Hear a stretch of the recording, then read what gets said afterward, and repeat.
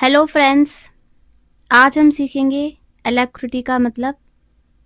जब आप किसी काम को बहुत उत्साह, खुशी और फुर्ती के साथ करते हैं तो उस स्थिति को एलेक्रिटी कहा जाता है। ज़ील, प्रॉम्प्टनेस, ईगरनेस भी इसी की तरह इस्तेमाल होने वाले दूसरे शब्द हैं। इसको सेंटेंस में यूज़ करते हैं, जैसे उसने बड़े उत्साह के साथ नौकरी स्वीकार की। She accepted the job with alacrity.